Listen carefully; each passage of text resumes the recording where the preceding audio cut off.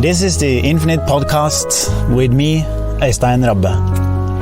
In this episode, I'm gonna talk about masturbation and in general how it is, this whole thing about making sex personal, and why is it so that we are so ashamed of masturbation or enjoying sex either with each other or just alone, especially alone actually, because then you don't have a reason to enjoy yourself without hiding, or it's something more strange with that for some reason.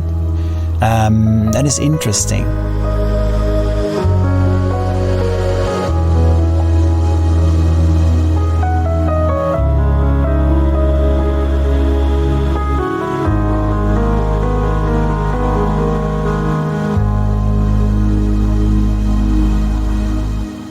So let's dive right into this.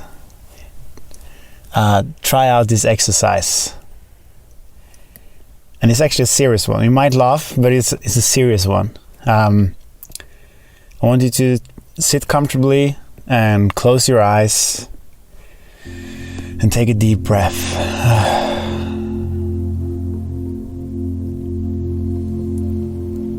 And now, I want you to visualize in your head that you're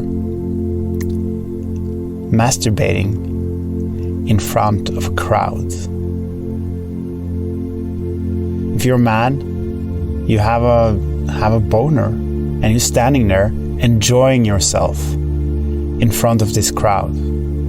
If you're a woman, you're either using a toy or using your hand or whatever it is, but you're actually there enjoying yourself, and you know everyone is watching. And I want you to sense what kind of feelings arise in that scenario. Is there like a shame, or maybe there's like nervous laughter, just picturing that in your head, or maybe just you're making fun of me even saying this. But take it seriously to see what is actually occurring, because there will be some hints in those feelings that arise there towards your relationship to your own sexuality as a single human being alone in this world.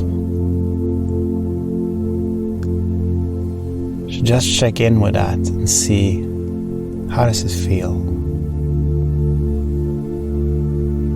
And now, I want you to pay attention to the crowd and see that they are actually applauding you. They are sharing you, not in a way where they are laughing at you, but they're sharing you with joy and with love and the best intentions. They are actually celebrating you for being a human being, being a sexual being.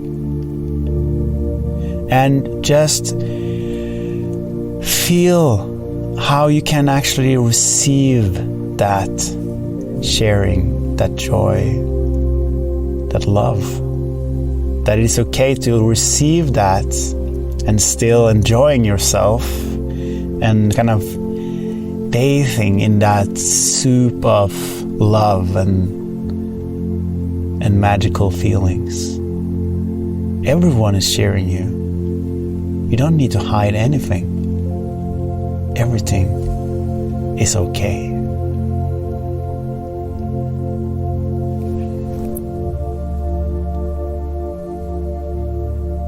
Now, how did that feel?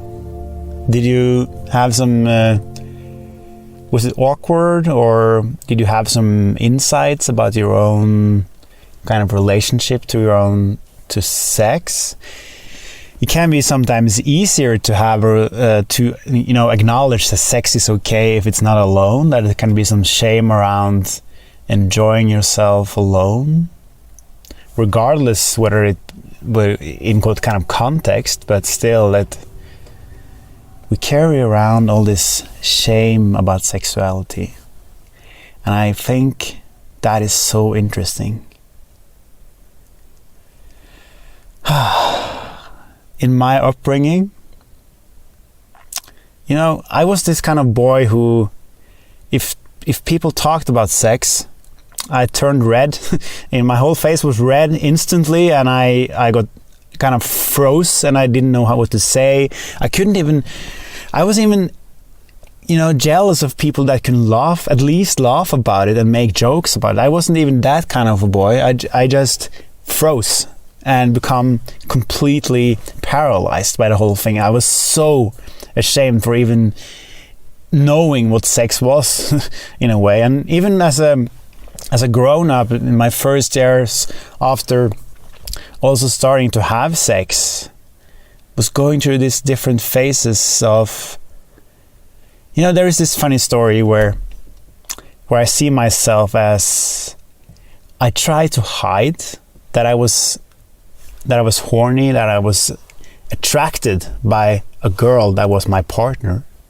So I tried to deny my attraction to her, as if it was something not pure, like something nasty or something really wrong with being a man attracted to a woman.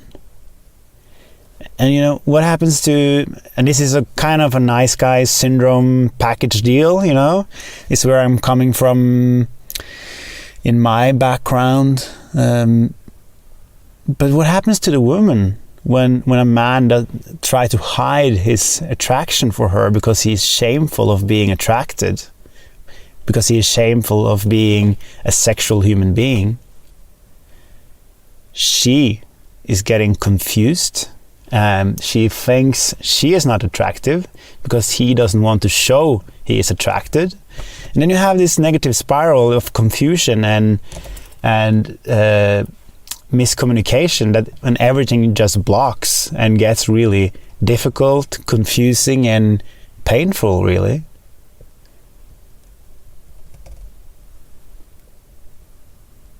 It's interesting how shame kind of puts so much struggle into life, because what is shame is kind of this idea that what you are is really bad, or is that you have done something wrong to begin with, even before you started, that your whole being is wrong, that you shouldn't be like this, or whatever it is.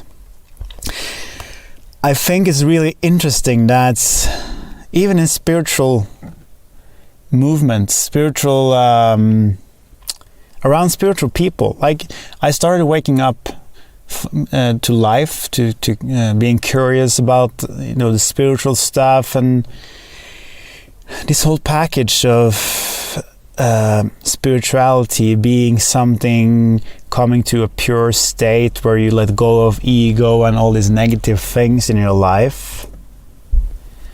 That is nice. That's a good idea.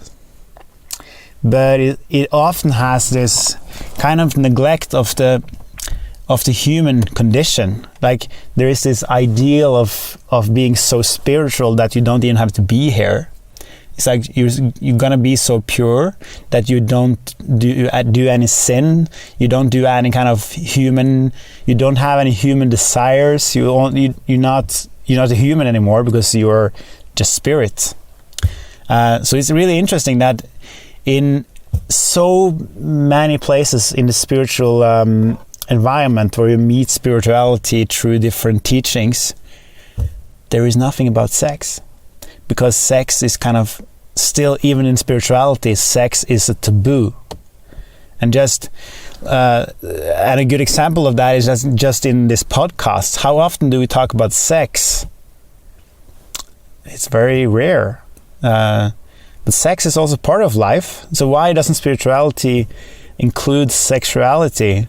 And it's like in tantric environments, that's a whole different thing. But it's like even spirituality has a kind of a polarity there, that and the sexual part of it is considered something impure or not healthy. There is so many stigmas and so many ideas about these things, but it really comes down to that sex is a huge part of life. Sex is life force, the creative life force, where your creativity comes from, where your life force your inspiration comes from. All this kind of this energy is channeled through this sexual energy. It's kind of the core. I don't even know how to say it. It's the core of the human being. And that's probably why it scares us so much, because it's so freaking powerful. And most of us don't even have a clue about the sexual energy and the capacity that to feel and to embody this beautiful, beautiful energy that can do so many beautiful things. Like, just imagine sex can also, create a freaking human being. A baby can come into the world as a consequence. It is the creative power of life. Come on. And we have made it into something so little, and I think that's the clue why it's kind of so repressed in the human condition. But it's also something everyone is searching to some extent, or kind of we are searching to come to some kind of place, and we never really get there. Wow. I don't know where to take this podcast. It's just like, to me, I tried to record another episode yesterday, and I realized it didn't work out very well, so I decided not to post it, because it was 45 minutes long, and I was trying to talk about too many things at once, like experiences from working with Tantra, body work, how I realized the healing power of sexuality, and how it's not really about this it's so often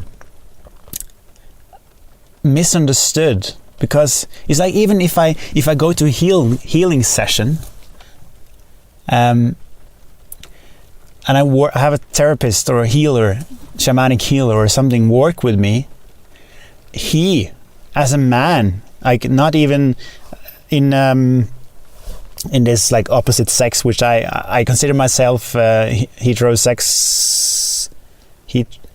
What do you call that?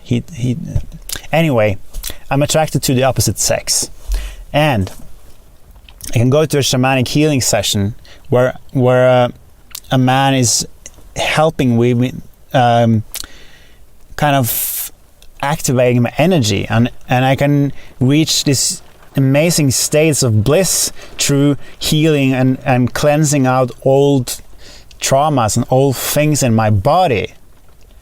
And it is kind of the same thing as I would have the most amazing sex of my life, because it is the same activation of your inner creative power, and you can reach these beautiful states within yourself that is way beyond logic and intellectual understanding of things. And so I would say that my experience with trying out so many different things, both in the sexual world, so to speak, also in the dark part of sexual work, like BDSM, kinky stuff, but also healing and kind of just things that doesn't really have anything to do with sex at all, but has to do with the creative power within, is given me this understanding that so much of the idea of sex, in how we think of it in a collective sense, is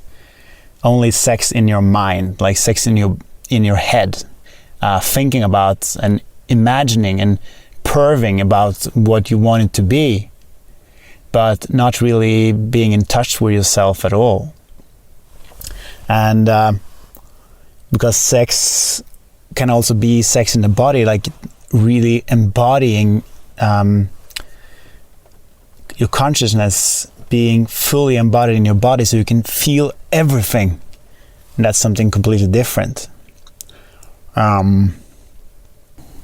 So coming back to this whole thing about masturbation, I would say that if I'm going to conclude right now, I would say that it's very much about taking ownership over your own sexuality. Having sex with someone else, you kind of give yourself permission to enjoy sex because you're doing it with someone. But if you are alone and enjoying sex, then there is something else happening there, that in our collective consciousness there is something wrong with that, because you're kind of a loner, or you are then more like a pervert or something like that. What is that? But I think for me, I will conclude that it's been a huge shift for me to realize how to have an intention with your sexual energy. If you're sitting by yourself and you're masturbating or jerking off or what will you, it is like if you do not have an intention with that experience, and I would even say this doesn't even have anything to do with if you're using porn or not as a stimuli, because what I'm saying now is more this: what's your intention? Are you just jerking off to get a high, kind of to escape yourself for a little while? You actually just using it as a drug? Or are you using that energy to ground yourself and get to know yourself? And what you will find in that experience is that coming to the orgasm or to the peak, that whole thing kind of it doesn't really matter so much anymore, because you realize that it is the state that you're going into when you use the sexual power to get in contact with yourself and to circulate the energy in yourself. That's way more rewarding in a way, because it feels so good and it feels so grounded when you are going into that. So the orgasm is kind of secondary. And I would say this goes for both being solo or with someone. So that is interesting. And I wanted to end this episode with the last part of my other take on making this episode, to give you an experience of union with yourself and with your partner.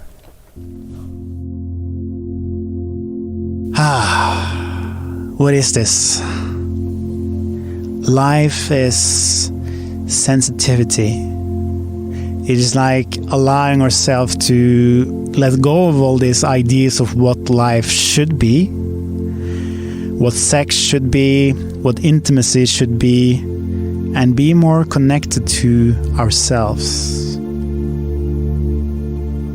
That's the interesting part. Having the courage to start, like, if you take your hands now and you open your palm and you just stroke your hands very, very soft over your palm and fingers, you can start having sensations that brings you into this moment. Everything is sexual, but you have to choose to show up to it. And that means to not go into all these ideas about what it should be. Remember that the best drug in the world is the high of life. And one gateway to that drug is through conscious sex, to conscious touch. And that the magical part of that is that, in the world we live in, it's so easy to kind of go into this either or perspectives, like in sex as well. Either you're the giver or you're the receiver, but that's just a polarized idea. Because if you take your hand back in your palm, your fingers, the funny thing is that both your hand that are sensing your fingers and your fingers are having an intimate experience. There is no receiver or giver in sex. That's the whole clue. It's union, becomes one experience.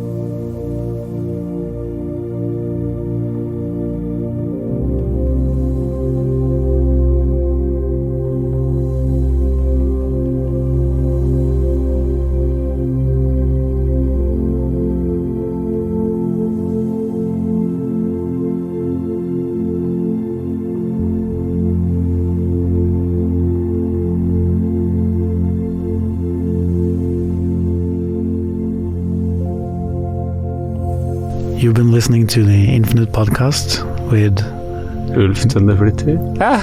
and me, Øystein Rabbe. Thanks so much for listening. And be sure to subscribe to our podcast on iTunes, Spotify. Yeah. And or on Facebook or... Yeah, follow us on Facebook. Yeah. Thank you. Thank you.